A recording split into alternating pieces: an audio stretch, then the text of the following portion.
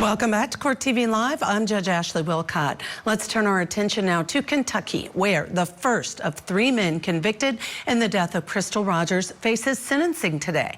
Now, back in June, a jury found Steven Lawson guilty of conspiracy to commit murder and tampering with physical evidence for his role in the presumed death of Rogers.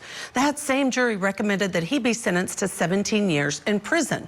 However, it's the judge who ultimately decides his fate. Lawson's son Joseph was convicted of the very same charges, while Rogers' boyfriend Brooks Houck was convicted of murder and tampering with physical evidence. The two are scheduled to be formally sentenced on August 21st. Before we take you back inside the courtroom for the sentencing of Steven Lawson, here's a quick look back at some of the best moments from his trial. So they asked you if you knew where her body was? Yes, sir. That has been asked on numerous occasions. What'd you say? I have no clue. And they asked you who killed her? I think that has been asked, but I'm not going to swear to that for sure, but I think it has been. Well, if I asked you the question, if you knew who killed her, what would your answer be? Do I know? No, sir, I do not have a clue. I don't know that she is, so I can't answer that.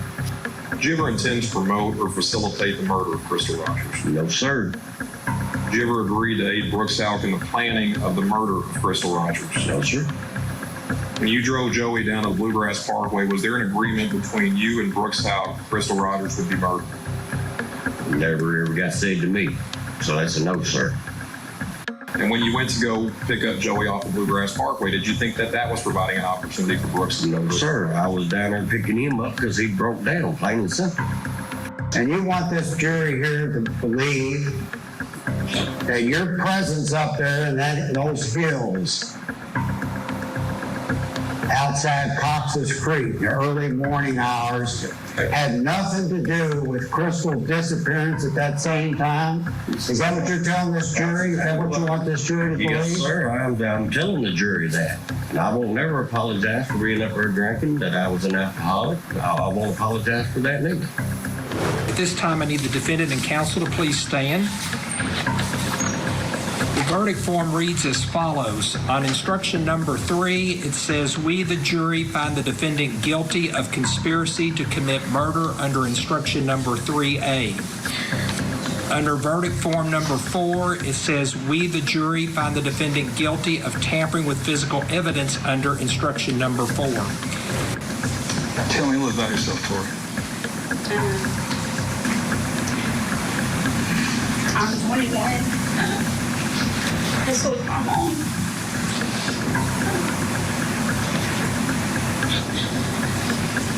It's okay. Hey, here you go. So I'm going to ask you some questions, okay? Crystal's your mom, right? How old were you when the last time you seen your mom? I was 11. Tell me, you're going to have to talk for everybody, okay? All right, I want you to tell me how this has affected your family. We've had to go through all our milestones without our mom. It's been really hard. And she won't get me to see me get married. She didn't get to see my sister get married or have kids. She won't get to meet my kids or any of my siblings' kids. Well, she went, when this first happened, she went missing, right? Yeah. How long did you hold out hope that you were going to find her? I still can go find her. The jury recommends the sentences be served concurrently for a total of 17 years. All 3 have been signed by the foreperson. Let's take you now inside the courtroom for the start of the sentencing hearing. Steven Eugene Lawson. It's 23 CR 165 and 23 CR 371. The Commonwealth is represented in this matter today by Mr. and Ms. Young and Mr. Lasowski. Also present is Mr. Lawson with counsel, Mr. Wolf and Mr. Buckler. By way of background, back on May 27th, this matter came before the court in Warren County for a jury trial.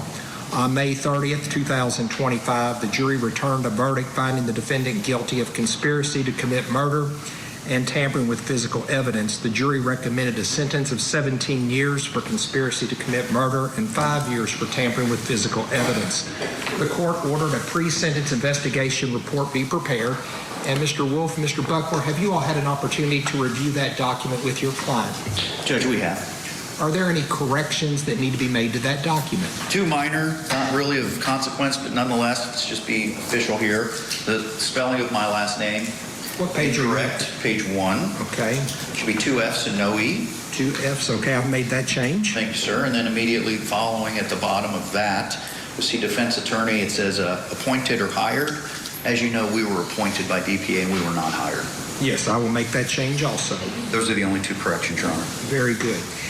And I know you all had filed a motion and the Commonwealth has filed a response to that motion. I believe it was a motion for new trial and judgment notwithstanding the verdict.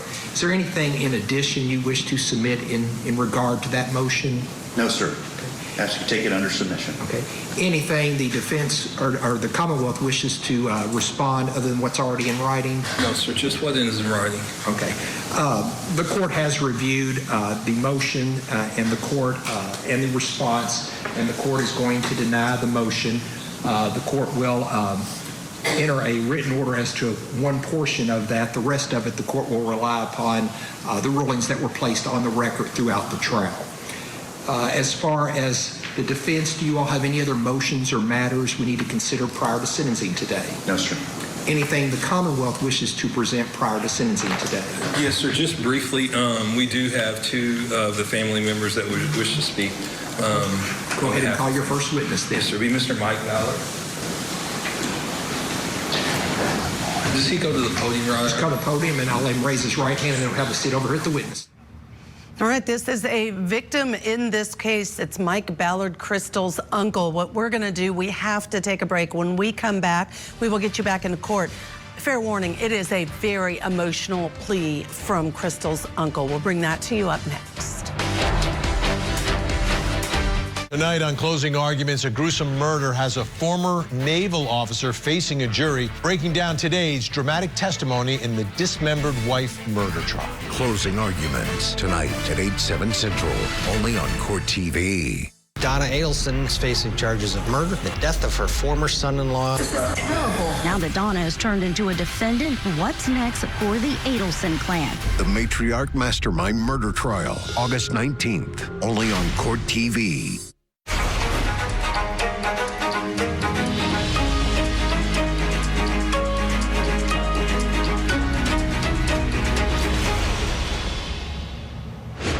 Now back to Kentucky, where the first of 3 men convicted in the murder of missing mother Crystal Rogers faces sentencing.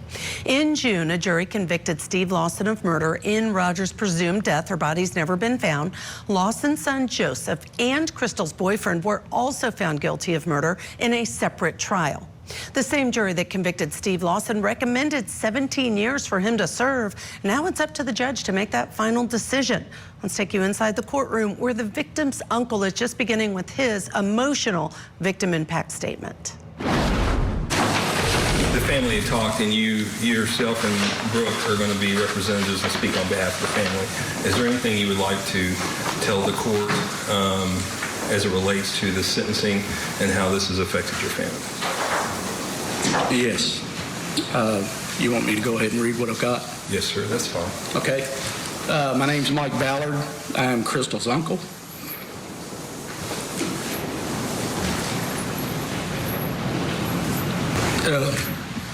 I'd like to start off by thanking the court for letting me speak here today. I'd like to also thank Tricia and Shane Young, the Commonwealth of Kentucky, State Police, FBI, John Snow, Nelson County Sheriff, anybody that had anything to do with Crystal's case. Without you all, we wouldn't be here today. Mr. Lawson, you've never met me, but I promise you, if I'm alive and able, you will see me again, because I will be at your parole hearing when you come up for parole, and I will do everything I can to prevent you from getting parole because of what you've done.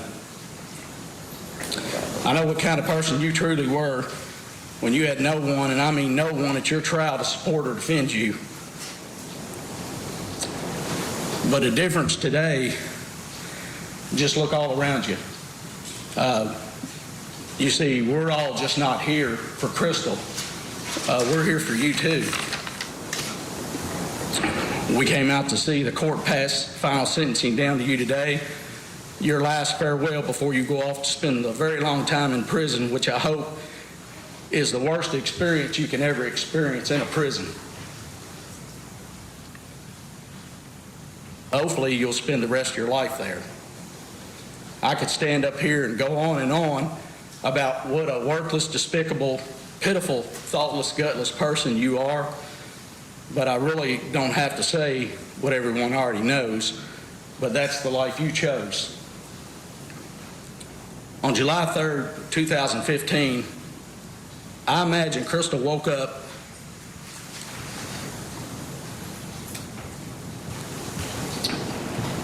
thinking it was just going to be another ordinary day for her, running errands, spending time with her kids, and getting them places they needed to be, like she did every day. Well, later that day, believing she was going on a special date with Brooks Hout, she was unaware that it would be the last day her children, her mother, her dad, Casey, and her sister, Brooke, would ever hear her voice or see her again. But you knew that. You knew all about that special date because you, Joey Lawson, your son, and Brooks Hout had a plan in place for the murder of Crystal Rogers and to dispose of her and her car. We all make choices in our life, and it looks like you made a lot of bad ones in yours. In July 2015, you made a choice to be a part of planning the murder of my niece, Crystal Rogers. You could have prevented all of this from happening if you'd just gone to police and done the right thing.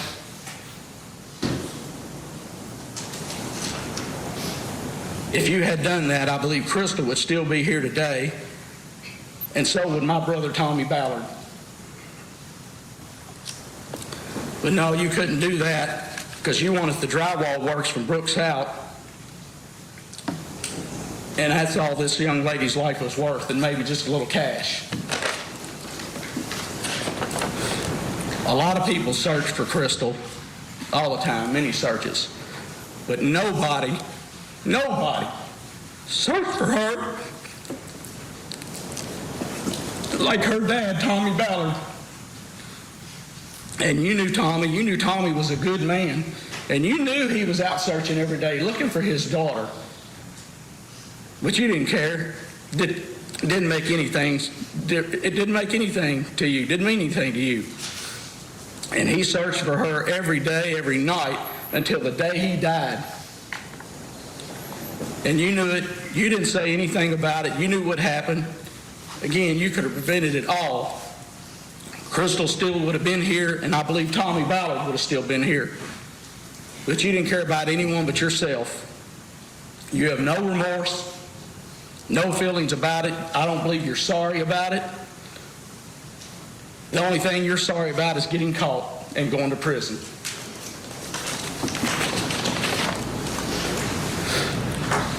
You had many times you could have made the right choice, but never did. Crystal was a good person. She wasn't on drugs, and she certainly wasn't an alcoholic. She never did anything to anybody, and especially she never did anything to you.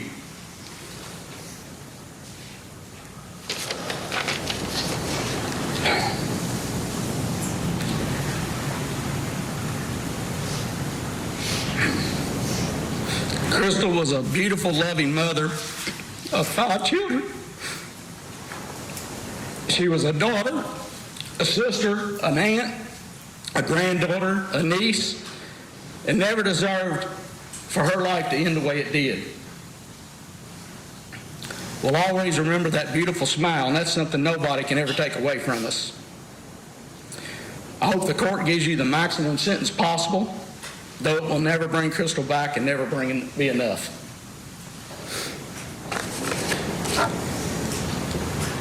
Before I finish, I want to ask you to look at Crystal's family, look at her kids, look at Sherry. And don't you think they need to know where their mother's buried so they can have peace and at least lay their mom to rest the way it should be done? And they deserve that. Wouldn't you want that if it was your mother or your daughter? Then you need to stand up, be a man, and do the right thing, because you're going to prison. But if you do one right thing in your life, this is the thing to do. Let them know where their mom is.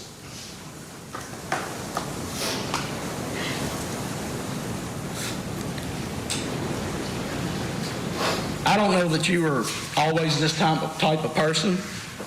Hopefully you weren't. Don't know when you came about it, if you were, or what happened in your life.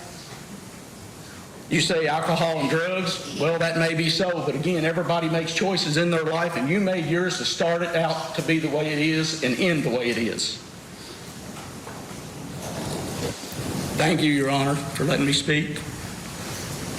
And, I don't know what else to say. It was very hard getting up here.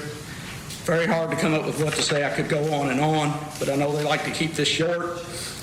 But again, I just hope and pray and wish that you find it in your heart to let them know where their mom is. And again, I'd like to thank Shane and Teresa Young and their team for moving the rock. That's all I got.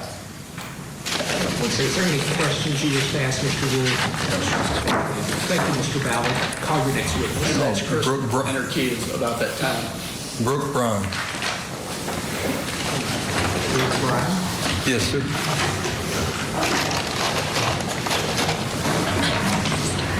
You come up to the podium where Mr. Young is and raise your right hand, please. Do you... Heart-wrenching to hear that from the uncle of Crystal, and it's because they don't know where the body is. They want to know where the body is. He even says, don't you think the children need to know where their mother is buried? You can well understand the emotion behind that statement. Stay with us. Coming up next, Michael Ayala joining us for more of the sentencing hearing for Steven Lawson. Stay tuned.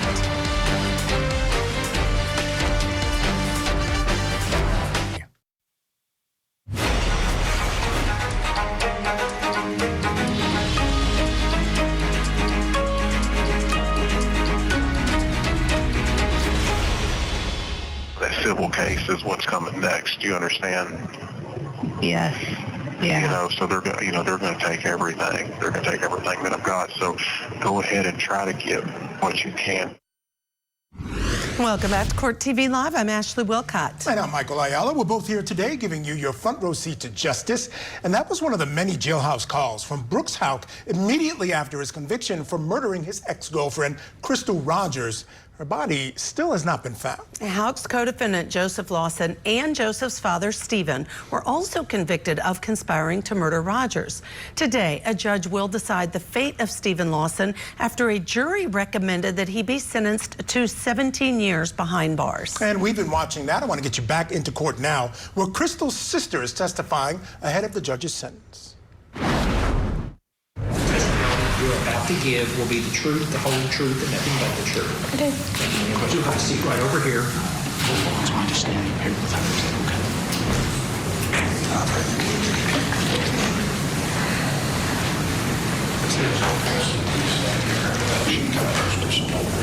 That'll be fine. Okay. Brooke, go ahead and introduce yourself to the ladies and gentlemen of the jury. I'm Brooke Braun. And Brooke, are you Crystal's sister? I'm Crystal's sister. Okay. Is there anything you would like to say or let the court know? I do. Also, I want to thank everybody. And Steve, I just want to say you could have stopped this. You could have saved her life, and we wouldn't be here today. You had the chance to do the right thing, and you could have spoke up. You could have told the truth. My dad would still be here if you would have told him the day you met with him, and my brother. You knew what was happening. You had the power to stop it, but you stayed silent. Your silence took Crystal's life and my dad's. You chose evil, and evil never wins. Because of your choices, Crystal's children grew up without their mother. We all face milestones without her. You took away her future. For what? money, all of Brooks's drywall jobs, things you did not have and things you'll never have. You took away a life because of greed and selfishness. I hope every day you spend in prison reminds you of what you did and who you destroyed. I hope the weight of the truth sits heavy on you, and one day you'll have to answer for what you did. You may have helped take her life away, but you'll never take our memories. You'll never erase her name. Her story lives on, and we'll make sure that the world never forgets who Crystal was. Mr. Wolf, any questions? No, sir. Thank you. I'll go back to see Dr. Gallery.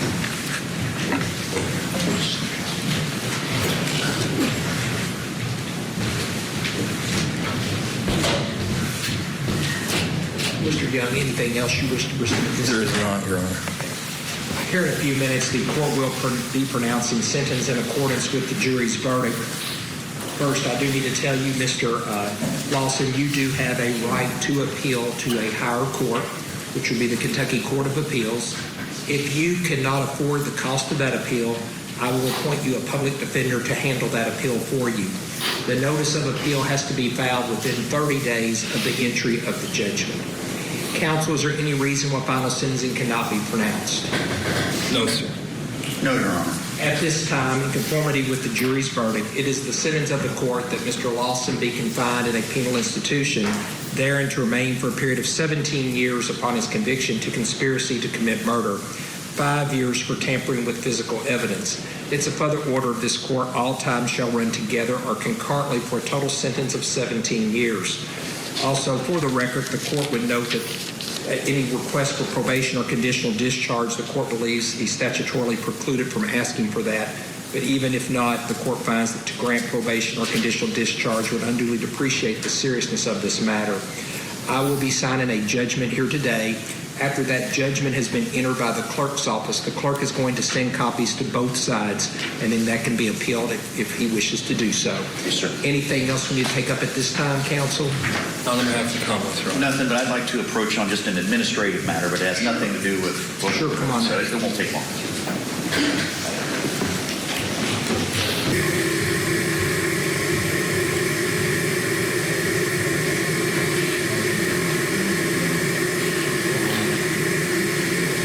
Right, so no surprise there. The judge follows the jury's recommendation of 17 years behind bars. I just want to check in with you. The sister who, very short victim impact statement, said that he could have stopped it.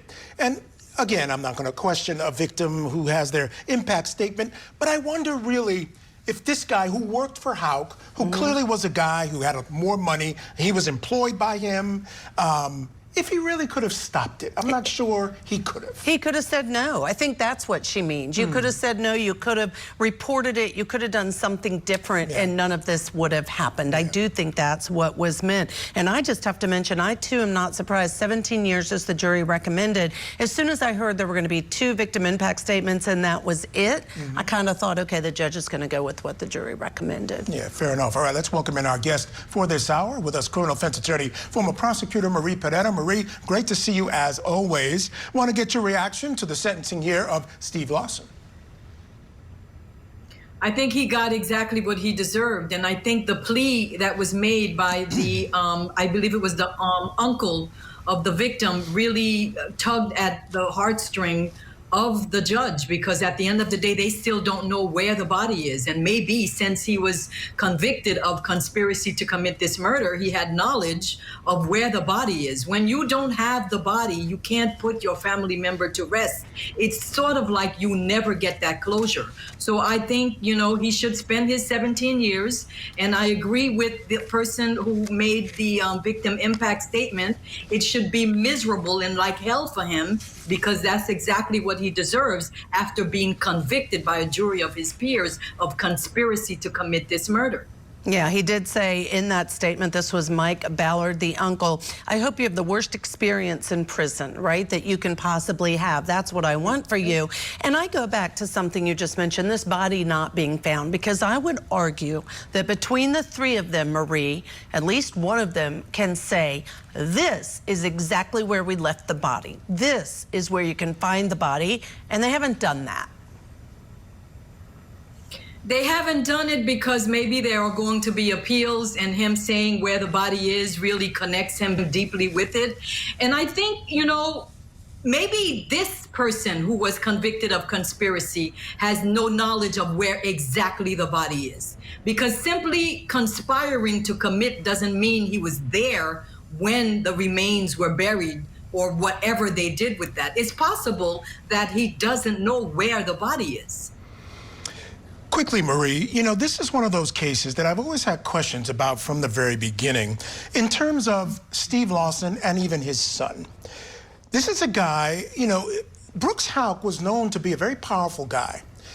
It can be argued that he really didn't necessarily have a choice when he was asked to do things by Brooks Houck, because he was the source of his income. If he asks him to do something, he doesn't do it. Next thing you know, he's not getting the work. I guess he was taking care of some of his rentals, doing those types of things. But that's the choice. I have to push back a little. That's his choice. He could have still given that up. You don't think so? I'm just saying, when you look at somebody's involvement, and I want to say quickly what he says his involvement was. He says all he did was he went and picked up his son. His son took the car, drove it out to where it was found. He went and picked up his son. That's what he claims his involvement was. Again, when I look at the totality of the circumstances, 17 years for his involvement seems a bit harsh. Now, you certainly couldn't disagree, and I think you probably will. It's not harsh at all, because like Judge Ashley said, that is a choice. You made a choice to save yourself. You made a choice not to report it to the police because you were busy counting the Benjamins instead of life. Making that choice is a choice. You didn't want to get fired. You wanted to remain in his favor. You made a choice. Murder over your job. And that's what you did. So he's paying for that choice right now. Yeah, I agree. I want to see, do we have time at all to play any more of those jailhouse calls that Brooks Houck made? I want to listen to some of those and come back to you, Marie.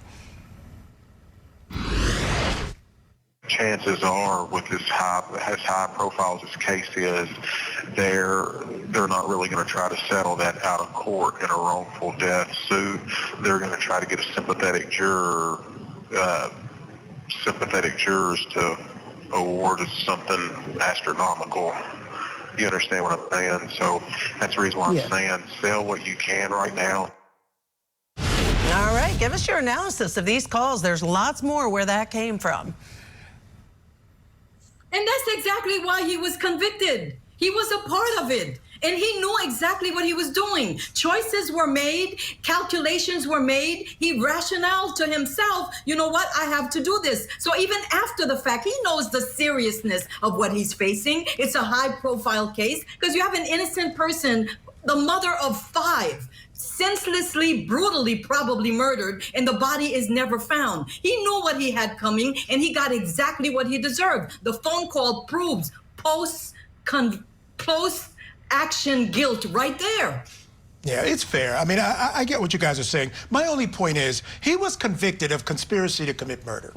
I don't believe he was any part of that conspiracy. He was never on equal grounds with Brooks Houck. Brooks Houck decided this is what he was going to do, and then he called in these guys to help him after he did the deed. And so that's the only problem I have with this. I just don't feel like they're on equal footing with him to be convicted of conspiracy. That's kind of where I'm at. And when you describe it like that, the conspiracy piece, it's more like an accessory after the fact in your mind. The tampering with evidence, accessory after the fact, I'm fine with. The conspiracy bothers me. Okay, the way you explained it, I mean, that does make sense to me as to where you see that perhaps it was a little bit different. We know the judge did say 17 years is your sentence.